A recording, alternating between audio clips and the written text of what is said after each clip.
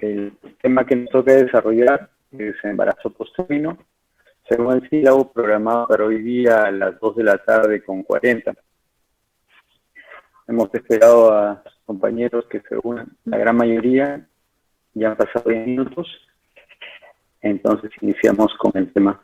Recordarles que no tengo ningún conflicto de intereses al desarrollar este tema, y lo que básicamente se busca con la presente ponencia es que ustedes al final de la presente logren identificar el periodo normal de la gestación, conocer todas las complicaciones maternas del embarazo posttérmino, así como también evaluar y manejar a la gestante con el embarazo mayor o igual de 42 semanas.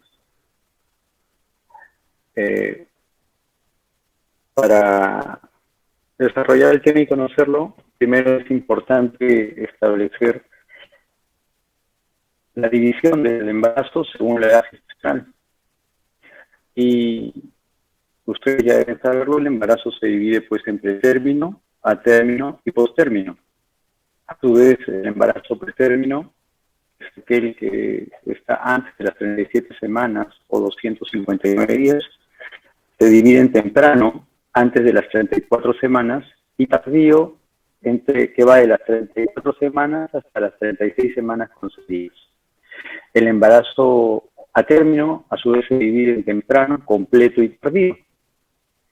El temprano, de las 37 a las 38 con 6 días, el completo de las 39 a las 40 con 6 días, y el tardío, las 41 semanas hasta las 41 semanas con 6 días. Y embarazo posttérmino.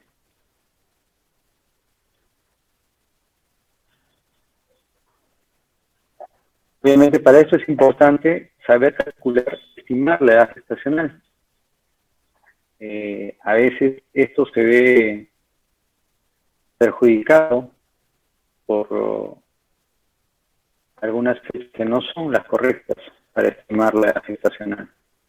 Es una de las primeras causas. Entonces la paciente da una fecha que le parece o cree que es la correcta y no la es.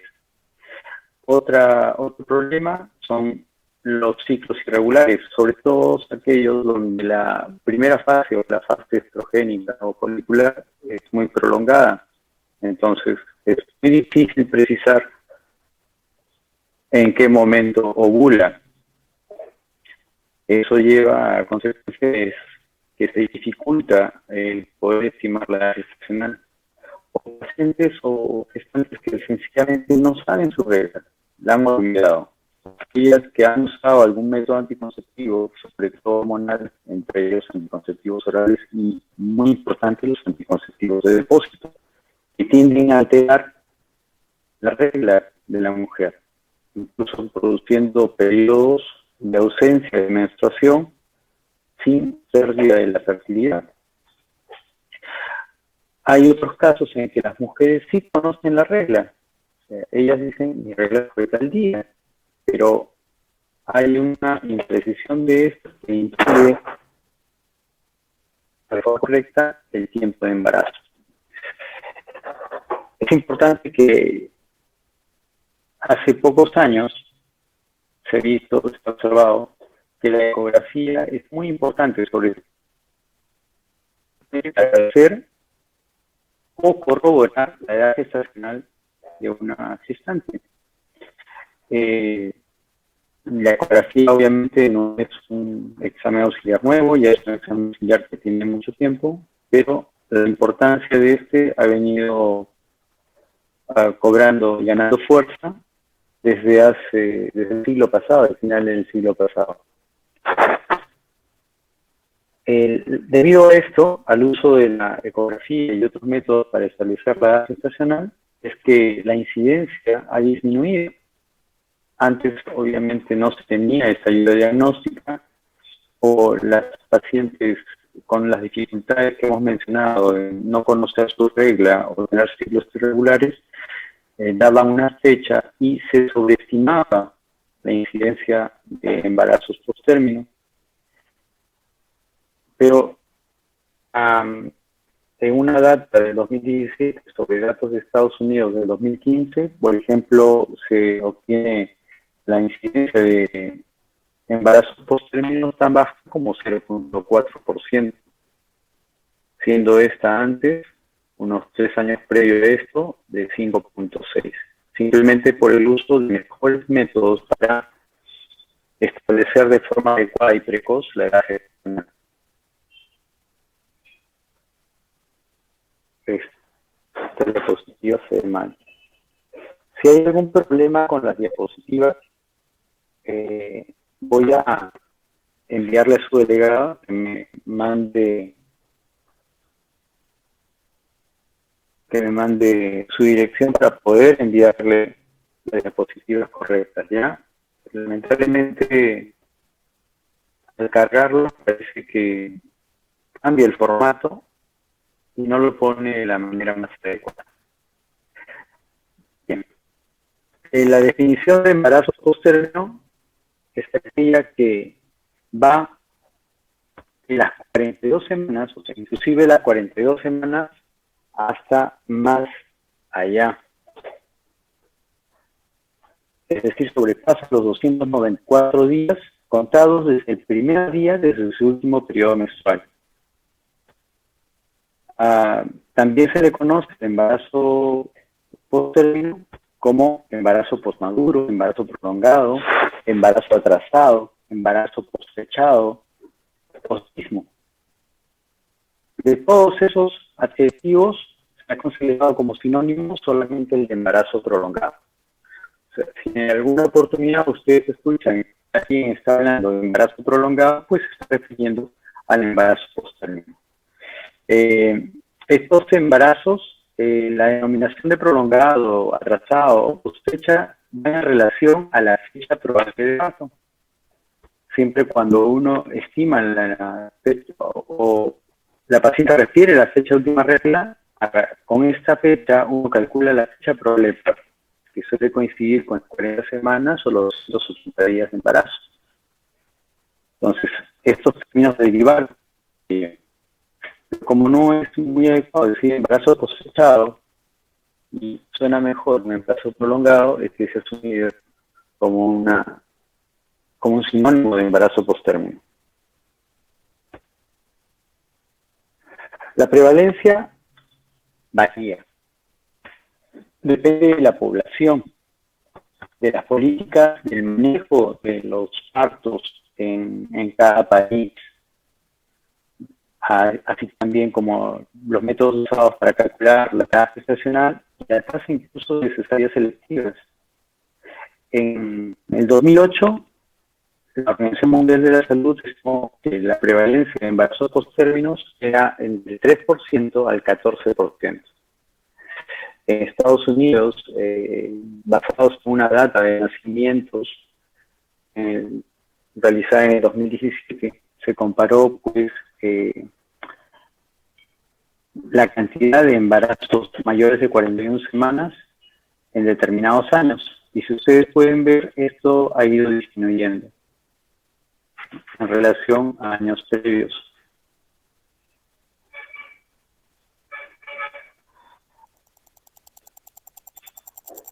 Si ustedes ven, en varios reportes estiman incluso que los embarazos por encima de las 42 semanas están por debajo de un 3%. Este es un trabajo del 2009 y la data que la OMS del 2008, entre 3 y 14%. O sea, encontrarse con embarazos por encima de las 42 semanas, en nuestro medio es al revés.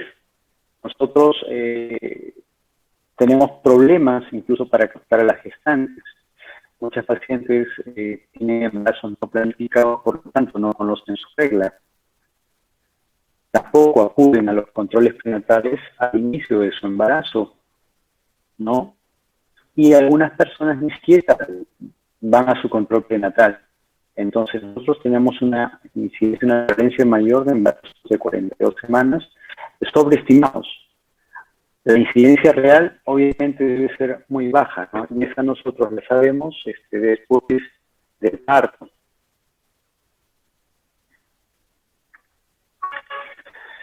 Factores asociados con el embarazo posttérmino antes de desarrollar esto, decirles pues que la etiología del por qué los embarazos se prolongan hasta allá de las 42 semanas, pues no se sabe.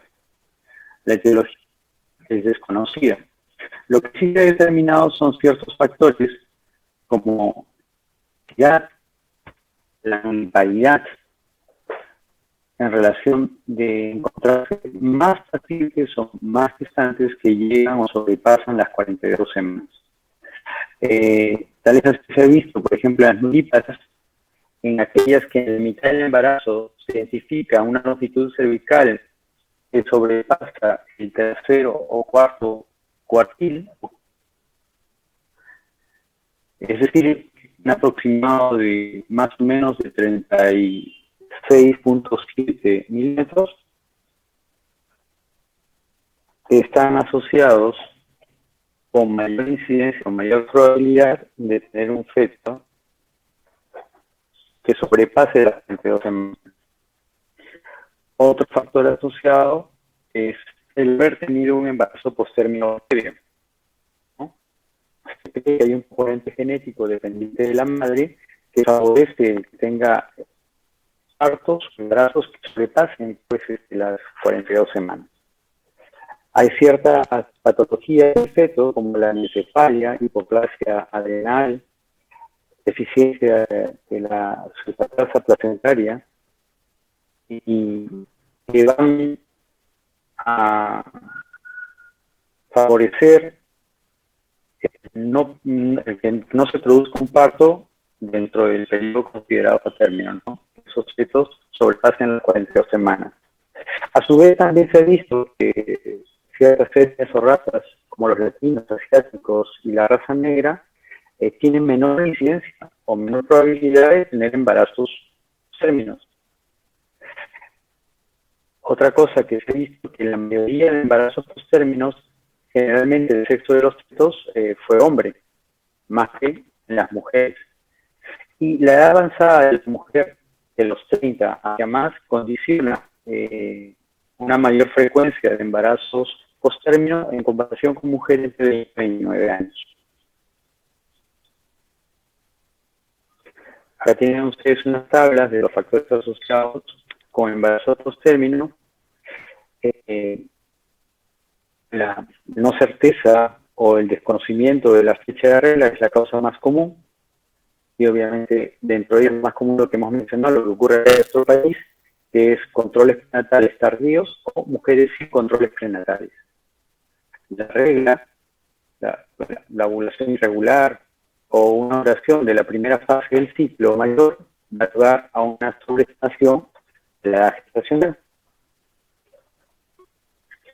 La encefalia, la hipoplasia adrenal fetal y la deficiencia de sulfatasa placentaria, si ustedes ven el cuadro, se van a dar cuenta que tienen que ver con el déficit de producción de ciertos precursores de estriol o algún estrógeno como estradiol, ¿no? Que son importantes en la génesis o en el desencadenamiento de lo que es el parto.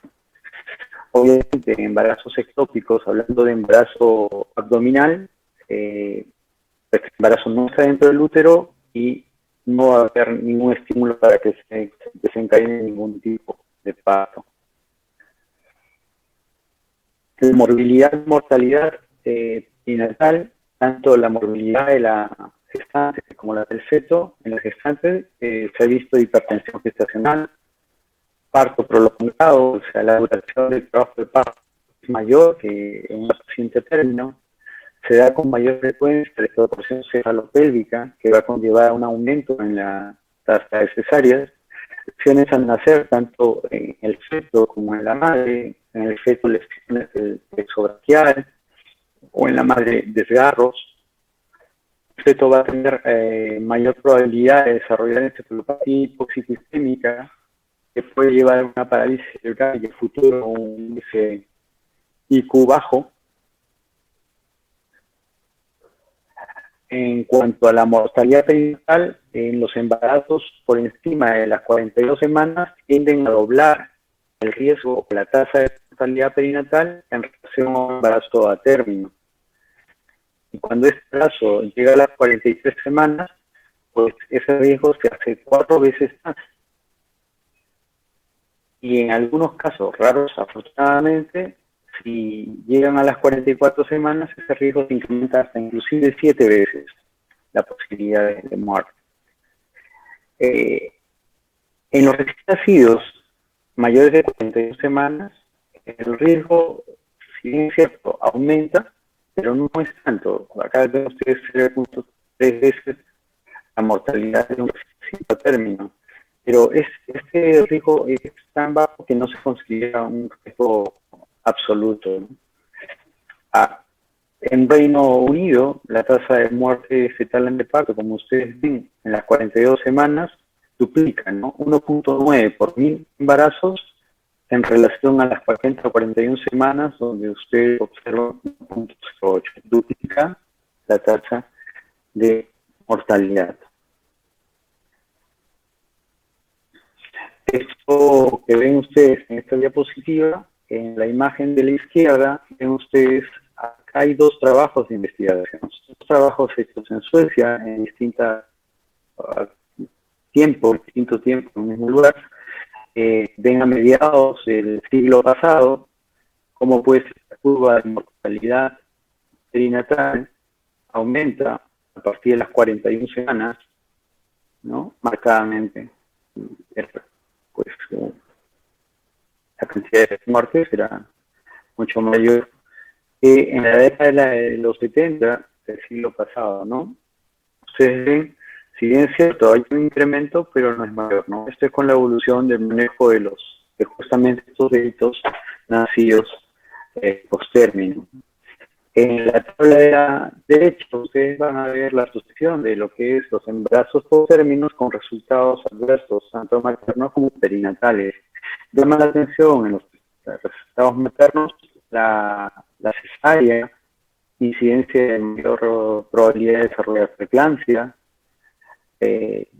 distoxias, fetal, fueron las causas de esos segundos, hemorragia postparto, laceraciones perineales, y en los bebitos la posibilidad de óbito, un síndrome de madurez, admisión a una unidad de cuidados intensivos neonatales, aspiración de meconio, convulsiones, encefalopatía isquémica y que ya les mencioné, así como también probabilidad de desarrollar obesidad en la infancia.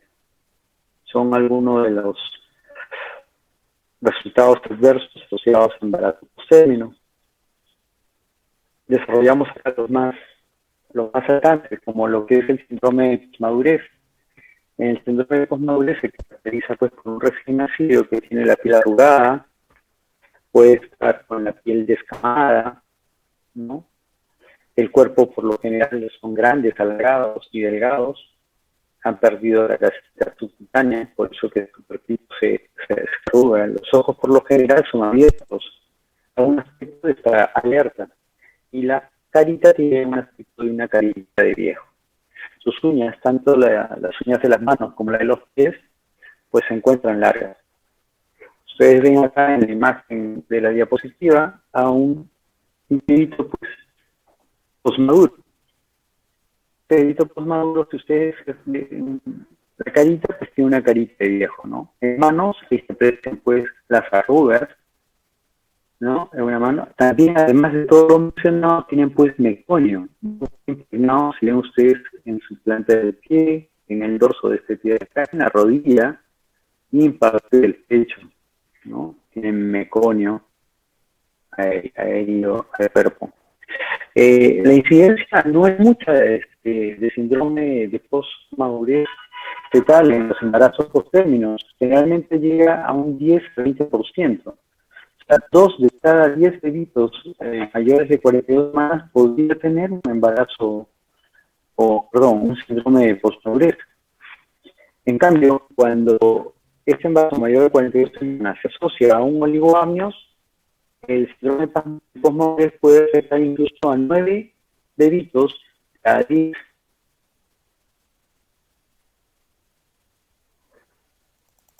la disfunción placentaria o insuficiencia placentaria. Es algo que se habla mucho cuando tenemos un embarazo postérmino.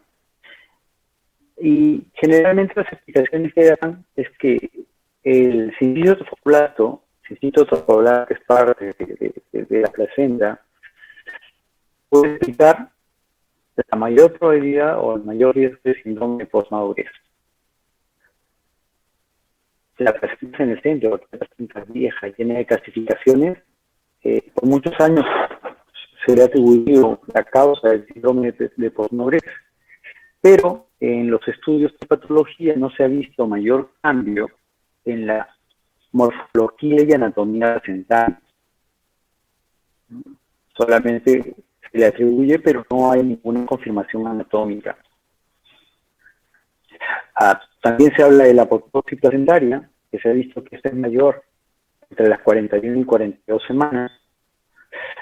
Hablan de un gen proapoptótico, que es la cisplatina. Este se ha encontrado que tiene una regulación positiva en aquellos cultivos de placentas de embarazos postérminos. Esta insuficiencia placentaria o disfunción placentaria se ha tratado de investigar la concentración de oxígeno de forma correlacionando pues los niveles de eritropoyetina. Justamente la eritropoyetina aumenta en la sangre siempre y cuando la concentración de oxígeno disminuye. Y sí es cierto que en embarazos que llegan a las 41 semanas o más, este nivel de eritropoyetina fue alto.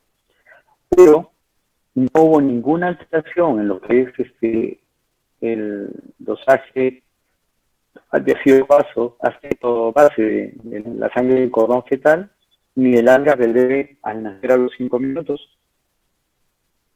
La oxigenación fetal llegaron a la conclusión de que podría reducirse en algunas gestaciones post-término, mas no es la regla general.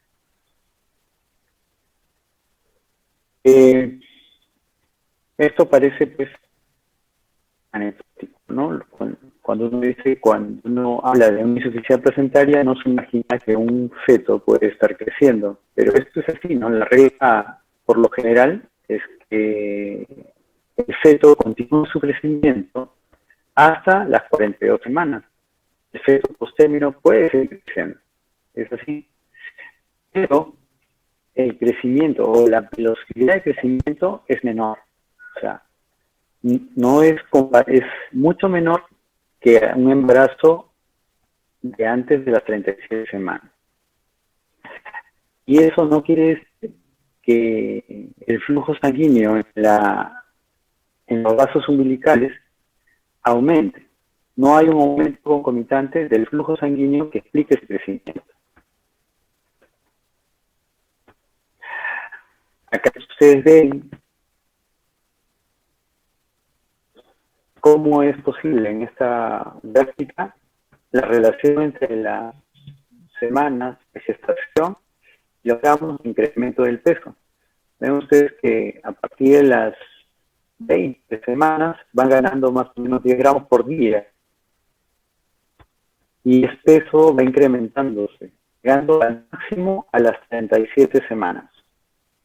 Las 37 semanas es el punto máximo donde debe ganar más peso por día. Y luego de esta semana va disminuyendo la ganancia de peso por día. Por eso que se dice que los fetos por encima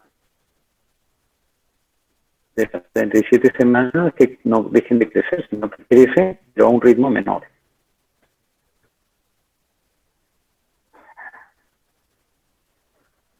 Otras patologías de motilidades que se ven con mayor frecuencia en los recién nacidos posttérminos, los embarazos posttérminos, es el riesgo de fetal anteparto, el sufrimiento fetal intraparto, ¿no? Aparte del sufrimiento fetal, lo que es el oligoamnios. ¿Y a qué se debe este riesgo fetal o el sufrimiento fetal intraparto? Justamente la compresión del cordón. No a un problema placentario, porque como hemos visto, la función placentaria parece estar, si bien es cierto, no es igual que una placenta del segundo trimestre, pero cumple con los requerimientos. Si es que no hay ninguna patología y solamente se trata de una mujer sana, con los requerimientos que necesita ese. El detalle es de que el líquido amniótico también disminuye en el postérmino. La cantidad de líquido llega a su máximo a las 32 semanas. De ahí comienza a disminuir. Entonces, hay una alta incidencia de ligoaños que puede causar complejo de Crohn. Y lo que el trazado o la desaceleración que ha causado la mayor cantidad de partos de emergencia o cesárea ha sido desaceleraciones prolongadas. Desaceleraciones prolongadas, o sea, viajes, no desaceleraciones tardías, es lo que menos se ve. Recuerden ustedes que las desaceleraciones tardías son asociadas con insuficiencia útero-placentaria y estas no se ven tanto en embarazo postérmino, pero sí se ven desaceleraciones variables y estas las prolongadas, es decir, aquellas que duran más de 2 minutos, pero menos de 10. Y estas mayormente han sido las causas que han llevado al ginecólogo obstetra a culminar el embarazo por vía abdominal. Otro patrón que se ve frecuentemente, pero que no tiene ningún riesgo patológico en sí mismo, es la línea de base saltatoria.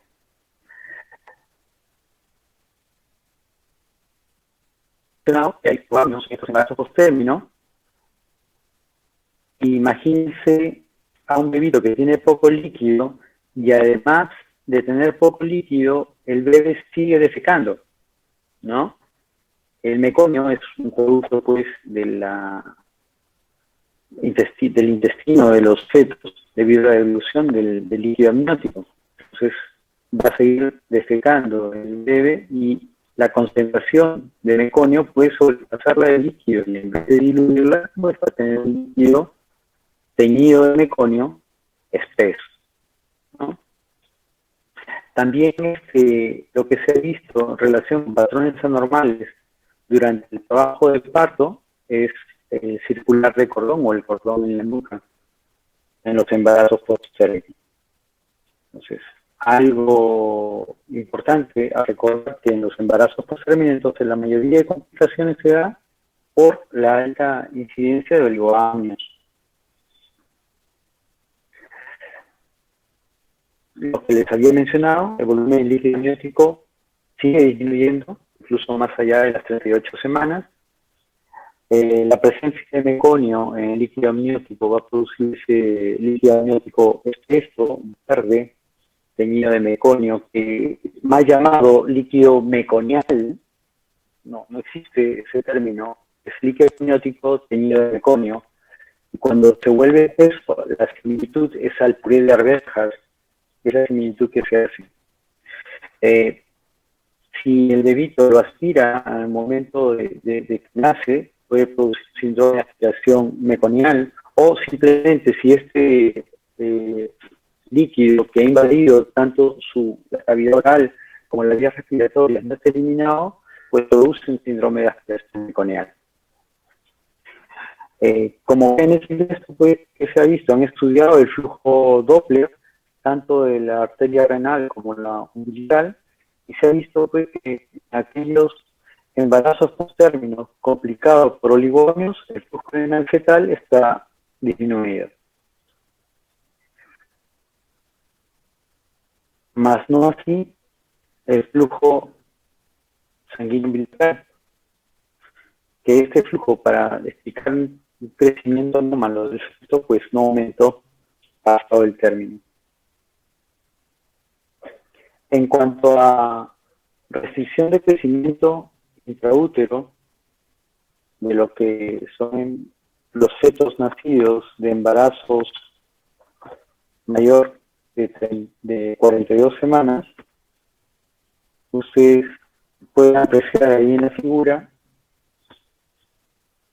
bebitos pequeñitos en comparación pues con un bebé grandote que está al otro lado, ¿no? Todos tienen la misma edad estacional. Recordarles que la restricción de crecimiento intrauterino es aquel bebito cuyo peso no sobrepasa el percentil 10. Quiere decir que está por debajo del percentil 10 al momento que nace en relación a su gestacional. Muchos de los óbitos con RSTU se dan en bebitos por encima de las 42 semanas, en embarazos post-término. Se estima que un tercio de los recién nacidos post-término tienen RSTU.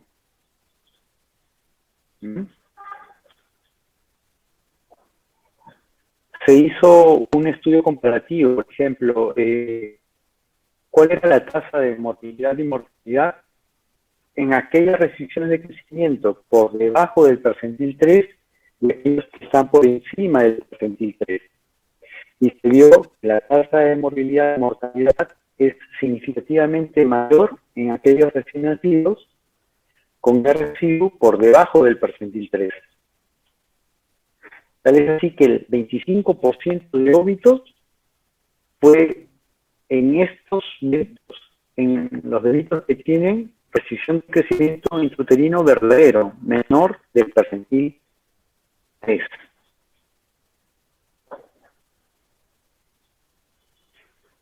Dentro de las complicaciones que se pueden dar en embarazo post-término, pues ya hemos dicho que tiene una alta incidencia de oligoamios, que está asociada con una mayor incidencia de sufrimiento fetal durante el trabajo de parto, y como hemos mencionado, esta probabilidad de sufrimiento fetal se debe a la compresión del cordón. Se usan distintos métodos para estimar el volumen de líquido amniótico, eso lo deben haber ustedes desarrollado en su clase. Mencionarles que existe el ILA, que es el índice de líquido amniótico, y lo que se ha visto pues que el ILA por lo general tiende a sobreestimar la presencia de oligoamios. Entonces, sobreestima el diagnóstico. Más no así la medición del pozo mayor. Pues ustedes saben que el pozo mayor es buscar en los 4 cuadrantes del útero de la mujer embarazada, y el que tiene mayor profundidad, aquel cuyo pozo vertical es mayor, es el que se considera. Entonces, los parámetros normales van de 2 a 8 centímetros.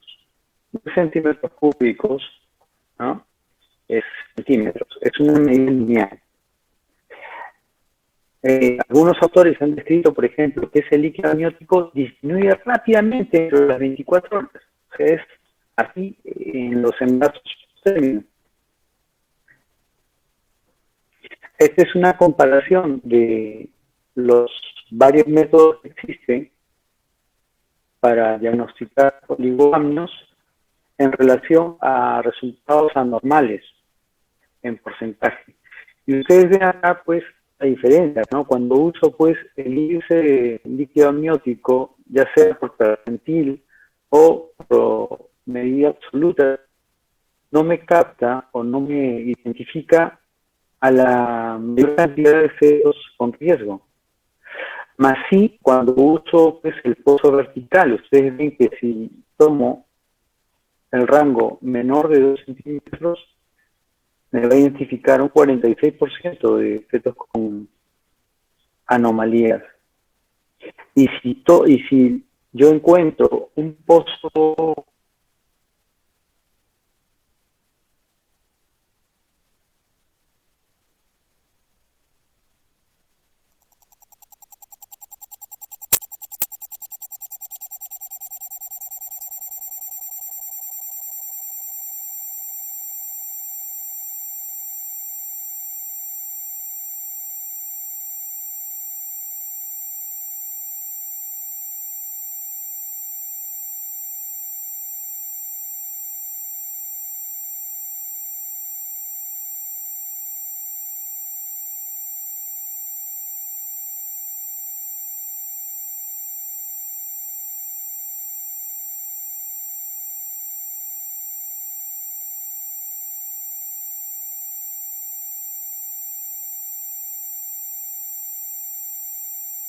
Aló.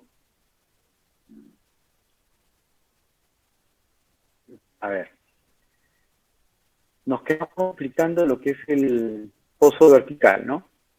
Cuando yo tengo un pozo menor de 1 centímetro, lo que puede ocurrir es que yo identifique la mayor cantidad de fetos con alguna anomalía.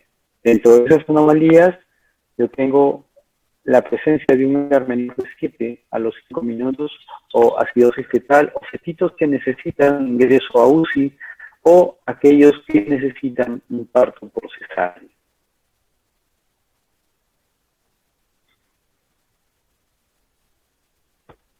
Otra de las complicaciones es la macrosomía.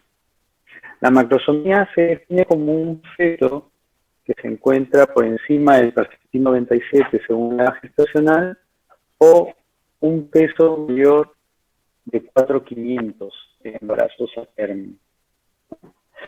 Si ustedes ven en la diapositiva, el peso al nacer mayor de 4 kilos, entre 37 y 41 semanas fue de un 8.2%, y en los embarazos de 42 semanas o más, este porcentaje aumenta a 11%. Tal es así que el P95 a las 42 semanas es de 4.475 gramos. Sería postulado o sería mencionado de que la inducción antes de que llegue, o cuando se sospechaba de que este embarazo iba a producir un bebé grande macrosómico, se podría hacer esta inducción para evitar justamente los problemas de la macrosomía fetal. Afortunadamente, la evidencia actual desestimó esto, ¿no? Desestimó la inducción como una forma de manejo en aquellas pacientes que tengan sospecha de macrosomía fetal.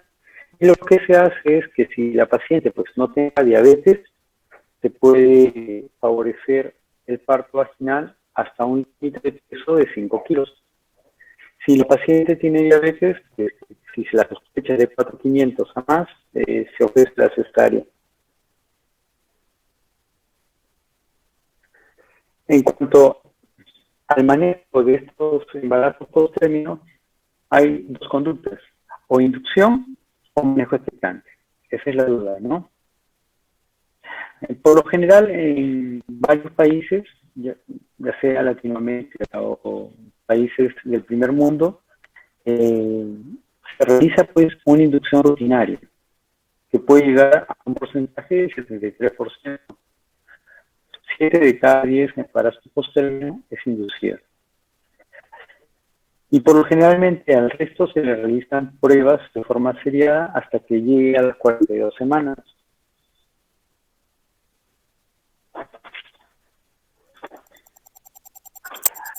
Hay factores que uno debe considerar para la inducción, como es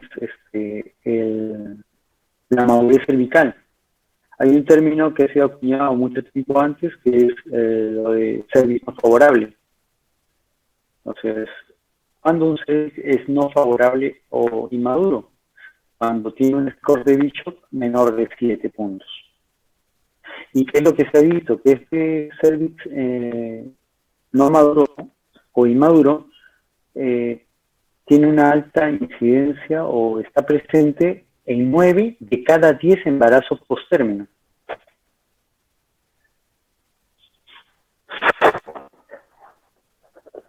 Por lo general, los embarazos post-término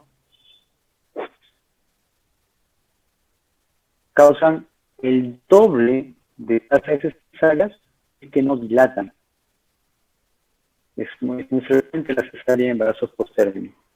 Una forma de determinar si la longitud del cuello es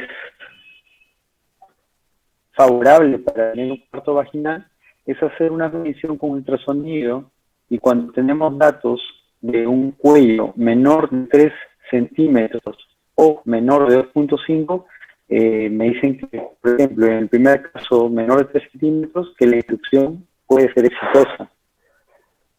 Y en el caso de que el cervix mida menos de 2.5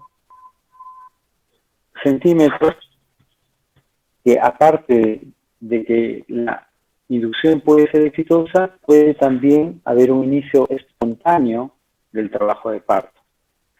También se ha hecho uso de otras sustancias para madurar el cuello, como son las prostaglandinas.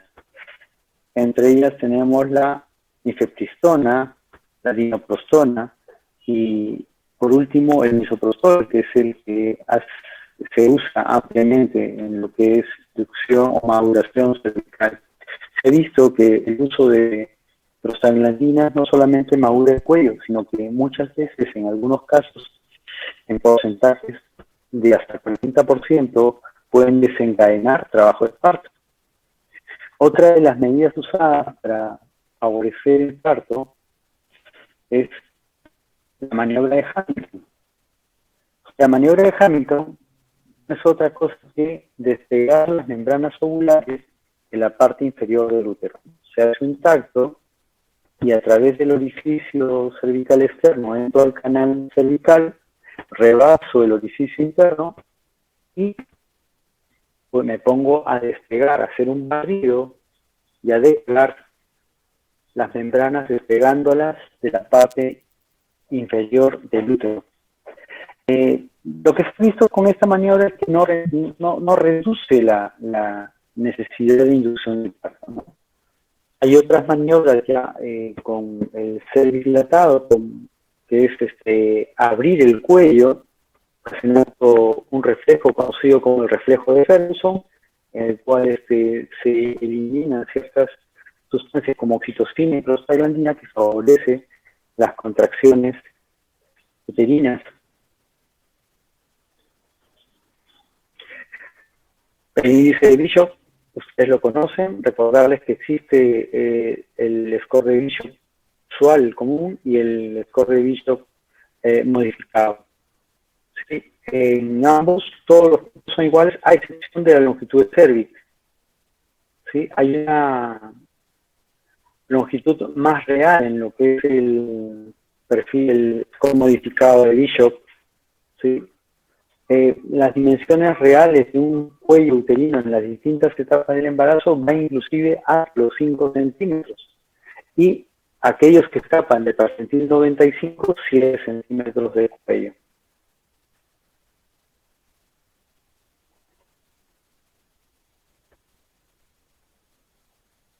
Otro factor predictor importante en lo que es inducción de trabajo de parto, y forma parte del score de Bishop, es la altura de presentación.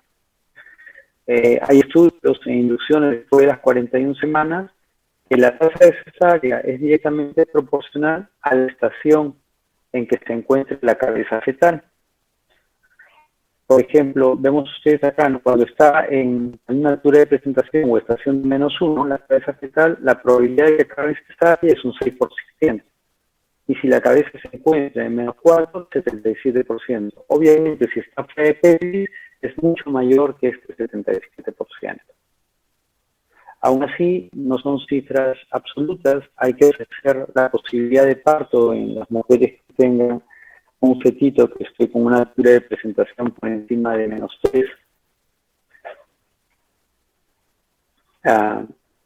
Otras conductas que se tienen no solamente esa parte de inducción, sino es combinar lo que es la inducción y pruebas de bienestar fetal, ¿no? Hay el manejo de realizar pruebas de bienestar fetal a las 41 semanas, en vez de inducir con un cuello desfavorable.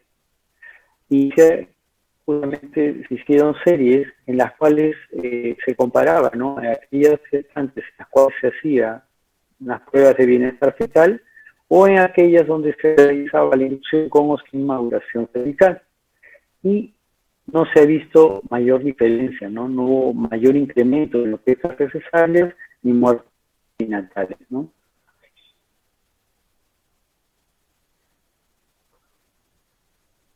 Otros estudios más grandes, ¿no?, de inducción después de las 41 semanas, sin pruebas de bienestar fetal, encontró menos muertes perinatales, menos casos de síndrome de aspiración meconial y tasas más bajas de cesárea. Hay quienes compararon dos poblaciones, a una a la que se le indujo el trabajo de parto y a otras que tuvieron inicio espontáneo del mismo.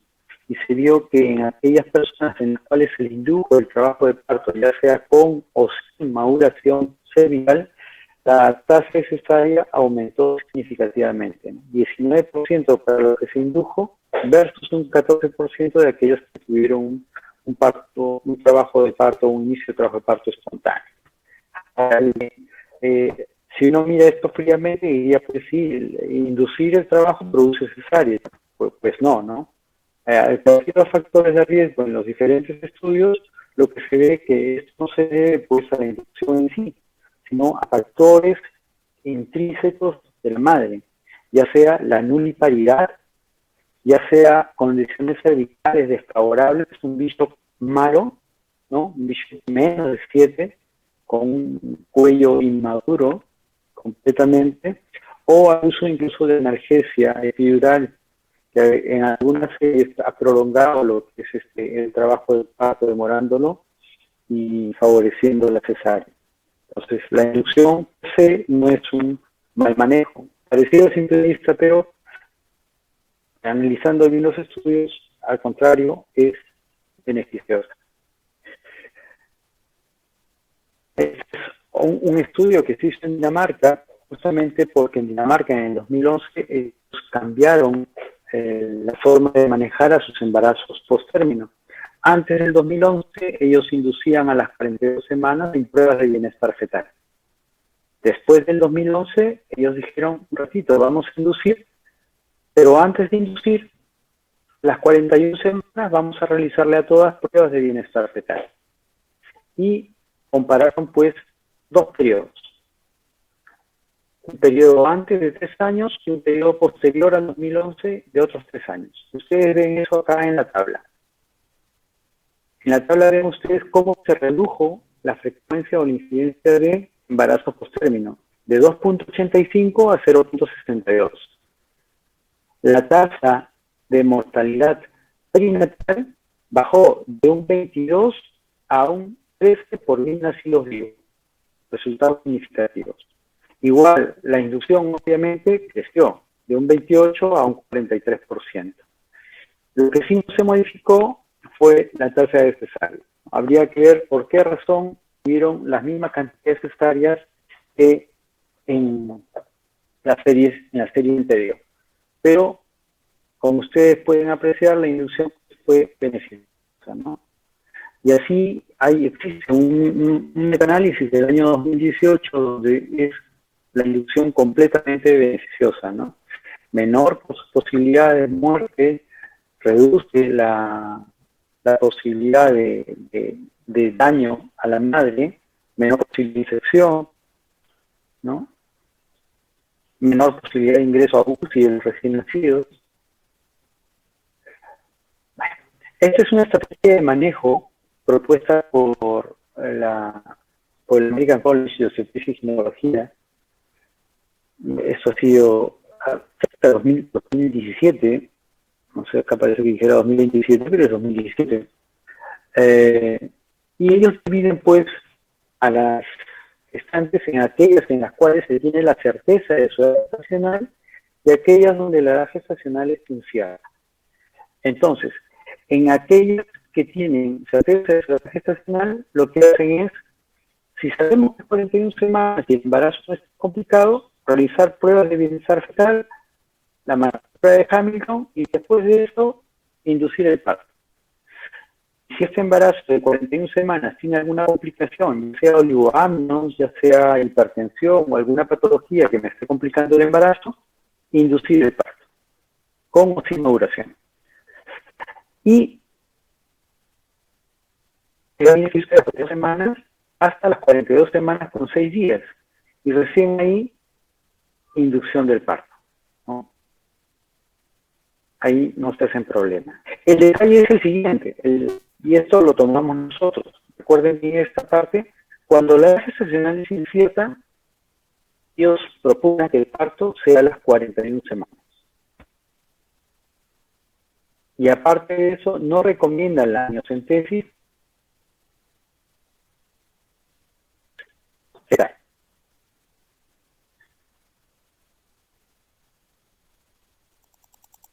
Eso ustedes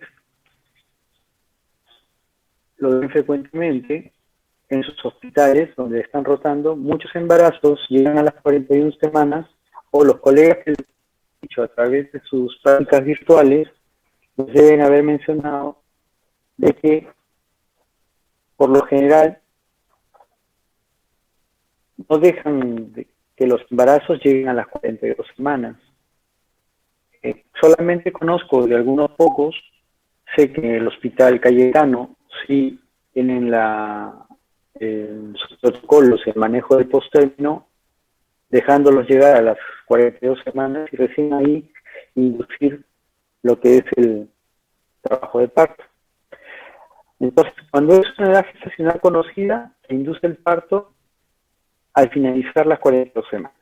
¿Qué se ha visto con este tipo de manejo? Con este tipo de manejo, un 90% de éxito para entrar en trabajo de parto dentro de los siguientes 2 días posteriores a la realización de la inducción. 90%. 9 de cada 10 personas a quienes se realizó la inducción, pasadas las 42 semanas, llegan al parto. Ahora, si no hay parto con la primera inducción y todos los resultados apuntan de que ese bebito no tiene ningún otro problema, se realiza una segunda inducción. Y esta segunda inducción se realiza dentro de los 3 días de haber realizado la primera. Y acá el porcentaje ya son casi todas las que dan a luz. Incluso en manejos que los países del primer mundo se dan tienen la paciencia para realizar incluso una tercera y una cuarta inducción. O sea, el realizar una inducción a mí no me obliga a decir, bueno, inducción fallida, opero. No. Bien monitorizado y bien llevado el control de ese embarazo, puede buscarse el que tenga un parto vaginal. En los embarazos postérminos inciertos, o sea, aquel que no se sabe a ciencia cierta qué edad gestacional tiene con toda seguridad, se realizan pruebas de bienestar fetal de forma semanal. Son pruebas que no se hacen desestresantes, se hacen un perfil biofísico. Y un perfil biofísico consta de una ecografía y un test no estresante.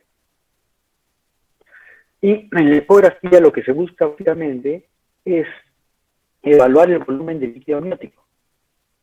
Entonces, ¿qué obliga a inducir el parto en estas condiciones? Si es que encuentran un pozo mayor menor de 2 centímetros, o sea, si encuentran oligoamnios, o si hay una disminución real de los movimientos fetales plasmada en el test no estresante.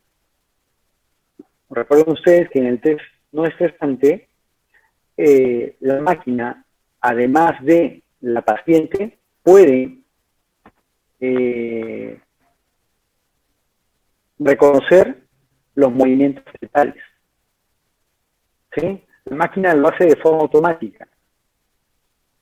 La gestante tiene que presionar un botón cuando ella perciba. Obviamente la percepción de movimientos, la máquina supera por muy lejos a las pacientes, ¿no? Sobre todo si esta paciente no ha sido entrenada en reconocer sus movimientos fetales. Muy bien. Listo. De manejo intraparto, hemos visto lo que es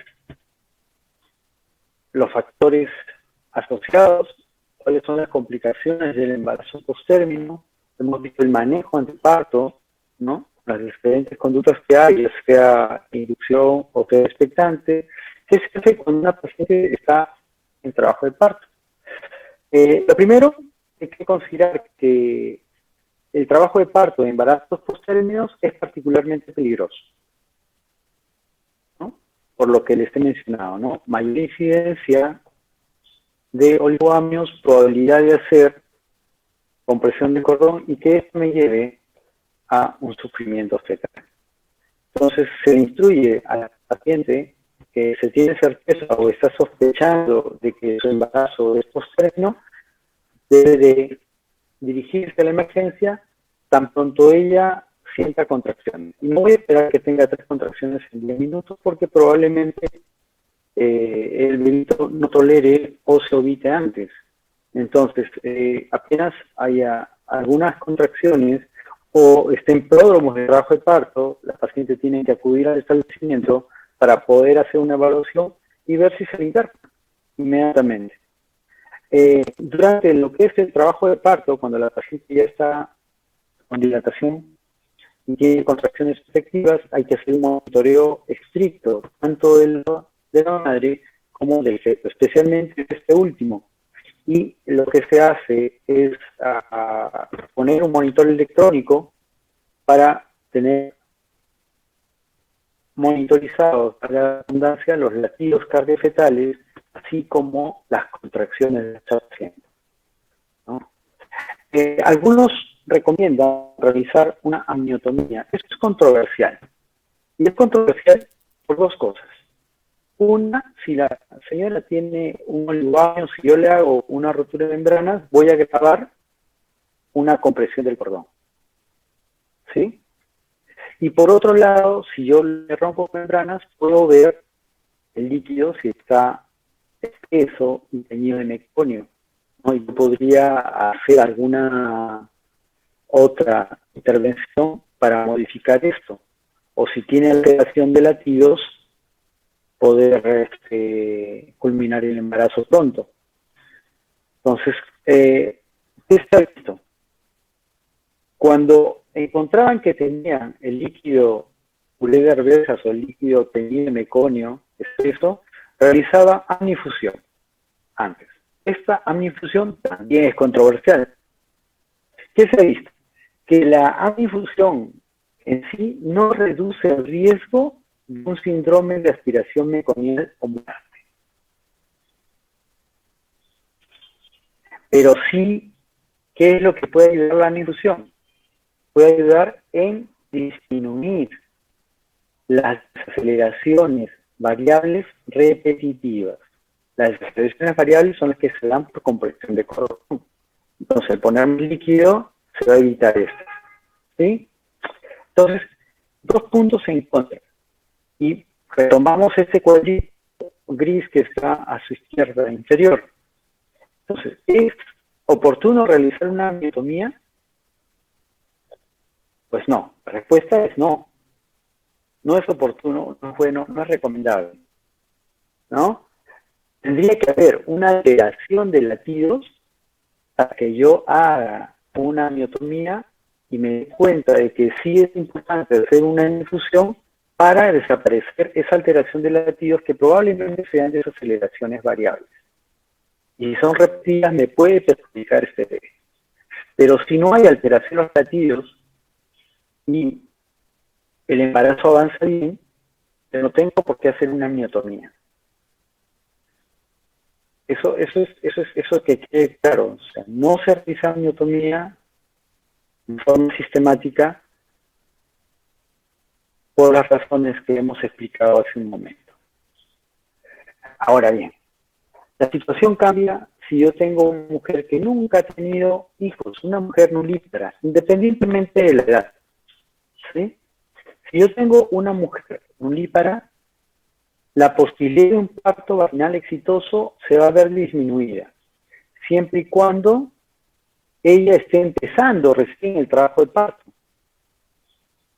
Y concomitantemente a esto, ya tenga líquido teñido de meconio y este líquido sea espeso. Cuando yo tengo esta condición de una mujer nulípara que está empezando el parto con las membranas flotas y el líquido es verde, espeso, se debe culminar gestación por la vía más adecuada, y en este caso la vía más adecuada es una cesárea. Nosotros, como ustedes comprenderán, somos un país donde no existe prácticamente un orden, ¿no? Las cosas se hacen de manera chicha. Hay muchas personas que se dedican, incluso no siendo médicos, a realizar ecografías. Entonces tenemos muchas cosas en contra y nos va a llevar a tener una alta incidencia de justamente esos embarazos que no se conoce con certeza qué edad gestacional tienen. por las razones que hemos mencionado, ¿no? Una, que por lo general son embarazos planificados. Dos, que no recuerdan su fecha de regla, por lo general, o el dato que dan es el dato equivocado. Por lo general, cuando uno pregunta la fecha de regla a una señora, ella contesta dando el último día, el día de término, debiendo dar el primer día de su regla. Es educación, pero así, esa es la realidad de nuestro país. Otra razón, que las pacientes acuden de forma tardía a hacer su control prenatal. La otra es de que no acudan a su control prenatal. Ahora bien, de aquellos que acuden a su control prenatal, pueden hacerse una ecografía precoz, pero con una persona no calificada para realizar ecografías. Entonces tengo una herramienta que no me va a servir. En otras palabras, son muy pocas las personas que cumplen los criterios para hacer una adecuada datación de la edad gestacional. Por eso, que los embarazos posttérminos en nuestro medio tienen una incidencia mayor que la que deberían tener. De repente estamos alrededor del 20%, 25% por sobreestimación, no porque sea un verdadero posttérmino. Lo que se hace es que cuando tenemos esta situación, no esperamos las 42 semanas. Nosotros, tenga 41 semanas con certeza o no, a las 41 semanas se realizan las pruebas de bienestar fetal, ya sea días antes de completar las 41 semanas o a las 41 semanas que las hemos captado. Pero por lo general, a las 41 semanas ya se debe inducir el parto. Si esta paciente requiere maduración cervical, pues por lo general usamos el misoprostol cuando son pacientes que no tienen cesárea. En las pacientes con cesárea no esperamos que llegue a las 41 semanas. Por lo general, lo que se hace es a las 40 semanas es realizar métodos mecánicos de maduración del cuello, como el método de Krauss. El método de Krauss, si no les han comentado, consiste en colocar una sonda con un balón de 50 centímetros cúbicos dentro del canal cervical hacia el interior del útero, sobrepasando el orificio cervical interno y colocándole una acción sostenida que permita que ese orificio cervical interno vaya cediendo al balón. Y esto genera liberación de prostaglandinas que van a madurar el cuello, favoreciendo posteriormente la inducción del trabajo de parto.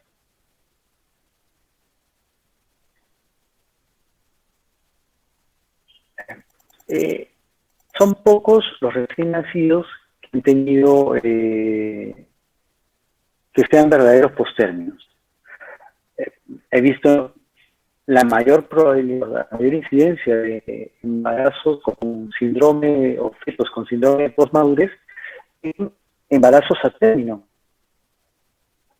¿Sí?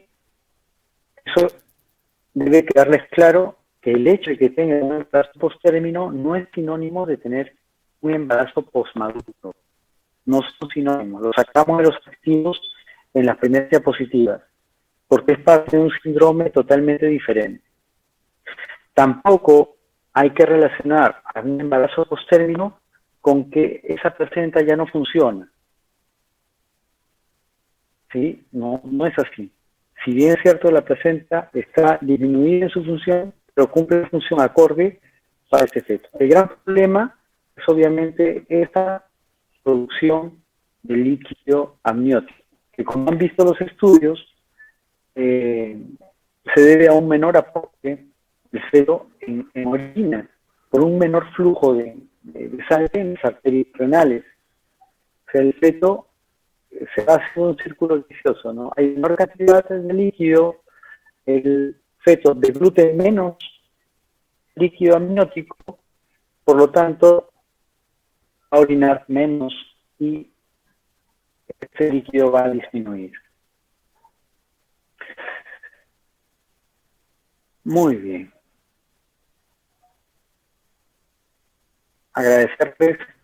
Espero que todos hayan estado atentos a la ponencia. Es una ponencia pequeña, es muy interesante el tema,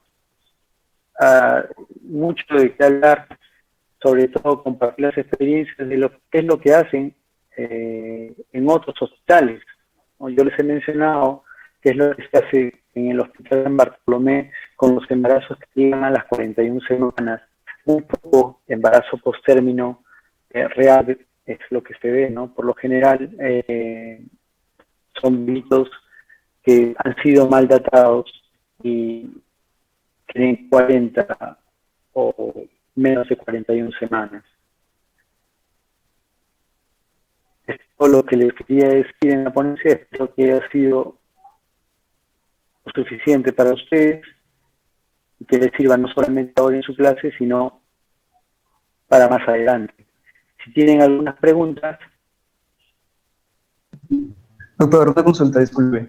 Doctor, ejercicios de mayor de 40 semanas, la inducción con parto por la inauguración cervical, ¿también se puede utilizar oxitocina más que todo ¿Hay un efecto favorable con oxitocina? A ver. Lo he mencionado, pero lo he mencionado chico. A la inducción es el uso de oxitocina. La oxitocina es lo que se usa para inducir el parto. Lo que he mencionado de prostaglandinas es para madurar el cuello.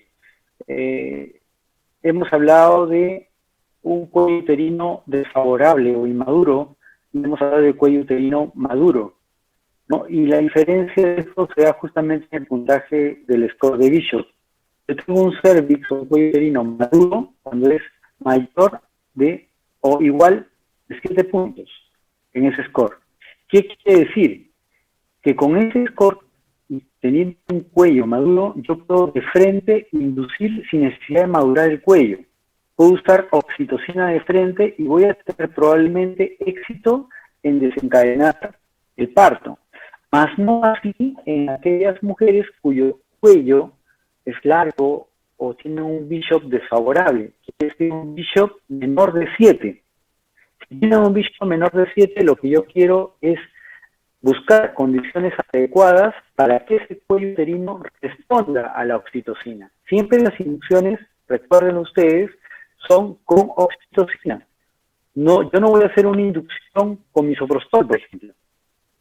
¿Sí? Esos medicamentos, ya sea el misoprostol, el método de Kraft, la laminaria o cualquier otro método que exista, la función es simplemente de madurar el cuello, de crear un cuello favorable para el uso de la oxitocina.